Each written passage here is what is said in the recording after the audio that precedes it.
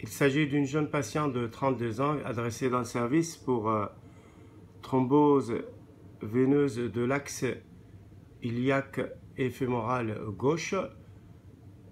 À l'écho-doppler couleur, nous voyons ici l'artère iliaque avec bon flux à ce niveau, alors qu'il y a une thrombose veineuse tout le long de l'axe veineux iliaque et fémoral.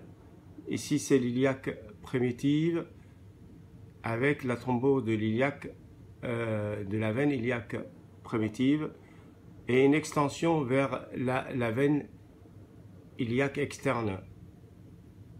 L'examen montre aussi que cette extension arrive au niveau de la veine fémorale commune et s'arrête à ce niveau.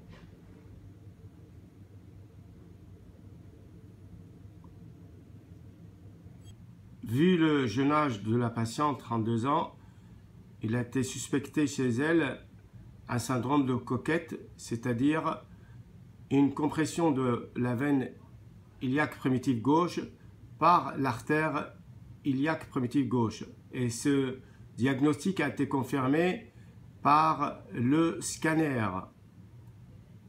Par la suite, la patiente a bénéficié d'un geste de thrombolyse in situ avec introduction du traitement fibrinolytique par voie veineuse poplitée avec la mise en place d'une thrombolyse in situ. Le résultat de la thrombolyse in situ qu'on voit à l'angiographie ici montre une reperméabilisation partielle de la veine avec toujours cet aspect assez comprimé de la veine à ce niveau. Il a été décidé de réaliser chez elle un geste d'angioplastie avec la mise en place d'un stent afin d'empêcher l'artère iliaque primitive de comprimer la veine. Et là, on voit la procédure de la pose du stent. Avec là, on gonfle le ballon à l'intérieur du stent. Et là, c'est la position du stent après. Et on voit très bien le changement avant et après la procédure. Là, c'est le stent.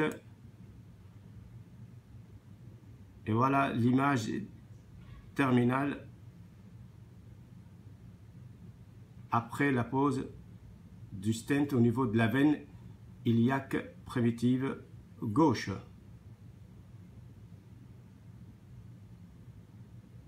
Voici le contrôle écho-doppler de cet axe veineux iliaque gauche.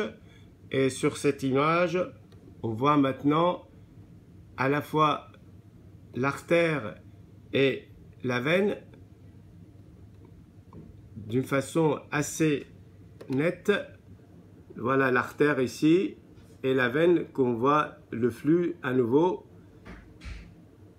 Et il y a le stent qui est déployé au niveau de la veine. Donc c'est une image complètement différente par rapport à ce qu'on a vu avant. Voilà là. On distingue bien le stent au niveau de la veine avec le flux veineux et le flux au niveau de l'artère iliaque. En Doppler énergie, là on le voit encore mieux avec l'artère ici, la veine en bas avec le stent bien déployé. Donc il s'agit d'un très bon résultat d'une désobstruction de l'axe veineux iliaque gauche chez cette jeune patiente de 32 ans qui présente un syndrome de Coquette.